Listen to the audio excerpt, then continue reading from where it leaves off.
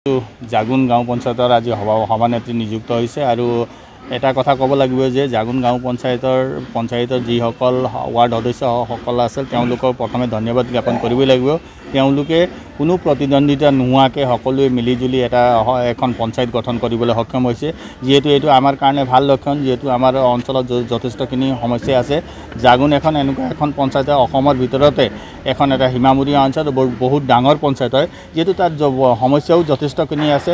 মই আশা কৰোঁ আমাৰ যিসকল প্ৰতিনিধি নিৰ্বাচিত হৈ আহিছে তেওঁলোকে সকলোৱে একাকাৰে একজুট হৈ কিনে এই গোটেইখিনি সমস্যাখিনি সমাধান কৰিব বুলি আশা ৰাখিছোঁ। ধন্যবাদ। নমস্কাৰ, মোৰ নাম দেৱী থাপা। মই জাগুন গাঁও পঞ্চায়ত অন্তৰ্গত 4 নং ৱাৰ্ডৰ পৰা মেম্বাৰ জিকি আহিছোঁ। আজি 10জন মেম্বাৰে মোক সমৰ্থন কৰি কিনে মোক সভানেত্ৰী নিযুক্ত কৰিছে। মই সিহঁতক সকলোকে ধন্যবাদ দিওঁ। আৰু মোৰ প্ৰথম কাম হ'ব, জাগুন বজাৰৰ অলপ সমস্যা আছে, সেইটো মই কৰিম বুলি আশা কৰিছোঁ প্ৰথমতে। আৰু বাকী সকলো মোৰ জাগুনবাসী ৰাইজক মই ধন্যবাদ দিওঁ। সিহঁতৰ মৰম আৰু আশীৰ্বাদৰ কাৰণে মই আজি প্ৰেচিডেণ্ট সভানেত্ৰী নিযুক্ত হ'লোঁ। তেখেতসকলক মই সকলোকে ধন্যবাদ দিওঁ। আৰু বাকী মই যিমান পাৰোঁ মোৰ সমাজৰ কাৰণে কাম কৰি কিনে আগবাঢ়ি যাবলৈ বিচাৰিছোঁ। জাগুন গাঁও পঞ্চায়তৰ আজি সভানেত্ৰী নিযুক্ত হৈছে আৰু এটা কথা ক'ব লাগিব যে জাগুন গাঁও পঞ্চায়তৰ যিসকল ৱাৰ্ড সদস্যসকল আছে তেওঁলোকক প্ৰথমে ধন্যবাদ জ্ঞাপন কৰিব লাগিব। তেওঁলোকে কোনো প্ৰতিদ্বন্দ্বিতা নোহোৱাকৈ সকলোৱে মিলিজুলি এখন পঞ্চায়ত গঠন কৰিবলৈ সক্ষম হৈছে, যিহেতু এইটো আমাৰ কাৰণে ভাল লক্ষণ। যিহেতু আমাৰ অঞ্চলত যথেষ্টখিনি সমস্যা আছে।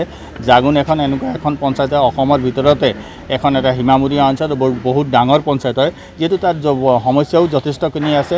মই আশা কৰোঁ আমাৰ যিসকল প্ৰতিনিধি নিৰ্বাচিত হৈ আহিছে তেওঁলোকে সকলোৱে একাকাৰে একজুট হৈ কিনে এই গোটেইখিনি সমস্যাখিনি সমাধান কৰিব বুলি আশা ৰাখিছোঁ। ধন্যবাদ। নমস্কাৰ, মোৰ নাম দেৱী থাপা। মই জাগুন গাঁও পঞ্চায়ত অন্তৰ্গত 4 নং ৱাৰ্ডৰ পৰা মেম্বাৰ জিকি আহিছোঁ। আজি 10জন মেম্বাৰে মোক সমৰ্থন কৰি কিনে মোক সভানেত্ৰী নিযুক্ত কৰিছে। মই সিহঁতক সকলোকে ধন্যবাদ দিওঁ। আৰু মোৰ প্ৰথম কাম হ'ব, জাগুন বজাৰৰ অলপ সমস্যা আছে, সেইটো মই কৰিম বুলি আশা কৰিছোঁ প্ৰথমতে। আৰু বাকী সকলো মোৰ জাগুনবাসী ৰাইজক মই ধন্যবাদ দিওঁ। সিহঁতৰ মৰম আৰু আশীৰ্বাদৰ কাৰণে মই আজি প্ৰেচিডেণ্ট সভানেত্ৰী নিযুক্ত হ'লোঁ। তেখেতসকলক মই সকলোকে ধন্যবাদ দিওঁ। আৰু বাকী মই যিমান পাৰোঁ মোৰ সমাজৰ কাৰণে কাম কৰি কিনে আগবাঢ়ি যাবলৈ